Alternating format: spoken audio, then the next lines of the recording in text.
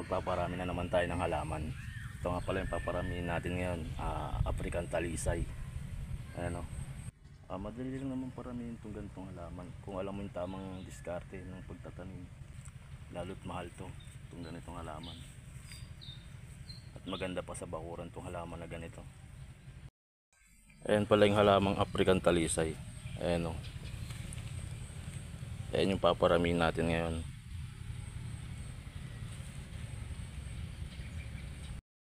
Ito pala yung gagamitin natin pang markot. Gagamit tayo ng moss. Ayan o. Moss yan. Tapos plastic ng mani. Stapler. Bala ng stapler. Sa kutsilyo. Ayan mga gagamitin natin pang markot. Ayan o. Ngayon magbababad tayo ng moss. Ayan o. Bababad natin ngayon sa tubig para mas mabilis tayo makapagpatubo ng halaman. Ayan o. Saglit lang natin bababad. Ito na pala yung moss na binabad natin. Ngayon gagamitin na natin. Okay na. Dito pala tayo magsisimulang magmarkot. Ayan o. Dito. Babalatan natin to.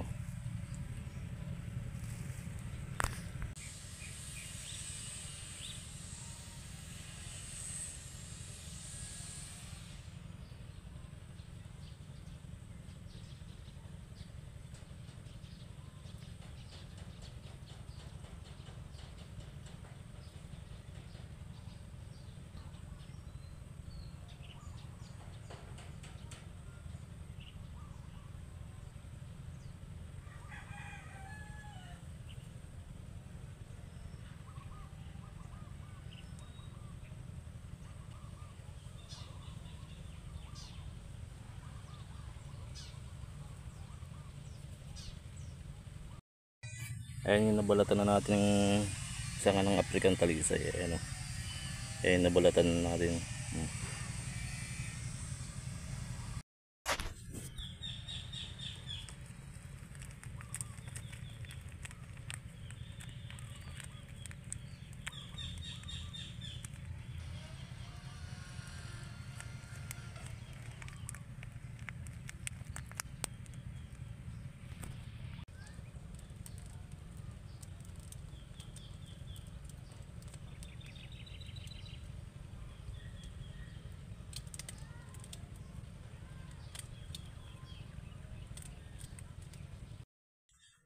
Ayan, tapos na yung namarkot natin.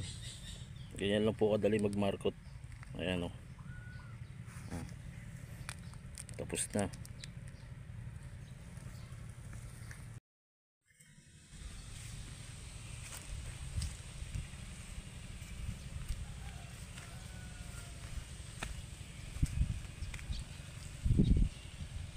Salamat po sa panonood sa video ko. Paki-like and subscribe na rin po para lagi po kayong updated sa mga video ko.